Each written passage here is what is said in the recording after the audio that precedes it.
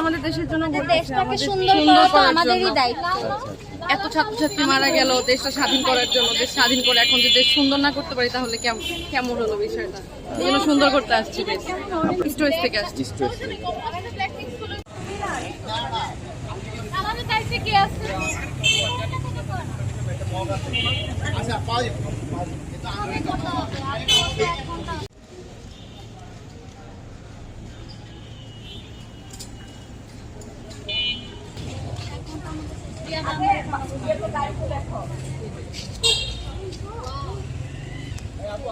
আমরা আবার করছি, কিন্তু নতুন ভাবে, নতুন বাংলাদেশের উদ্দেশ্যে, যেন সবাই জানে আমাদের ত্যাগের পর আমরা আবার একটা স্বাধীন দেশ পেয়েছি।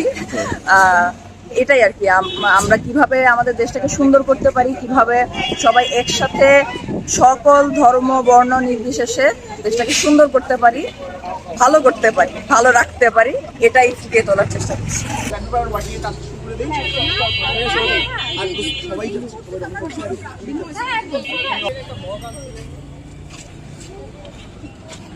আমরা যখন আন্দোলন করছিলাম তখন বিভিন্ন স্টুডেন্টরা হয়তো যে সরকার ছিল সেই সরকারের এগেনস্টে যে তারা দেয়ালে বিভিন্ন জিনিসপত্র লিখেছে, যারা সরকারকে চায় না, এরকম কথাবার্তা যেটাতে সরকার চেঞ্জ করতে চাচ্ছে, এরকম লেখাতে এখন প্রয়োজন নেই, যেহেতু আমাদের দাবি পূরণ হয়ে গেছে, নতুন সরকার আসছে।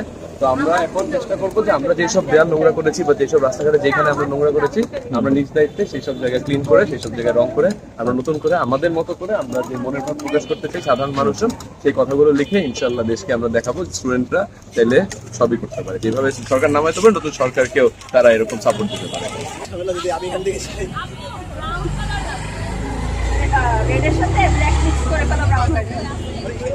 রেড আছে তো, এটা ব্লু হবে না? এই আগে দেখ না, এসে দেখছি আমি একটা হোয়াইট বোর্ড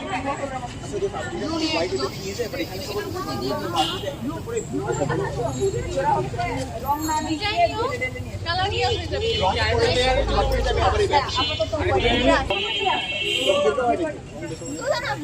আপুরা আমরা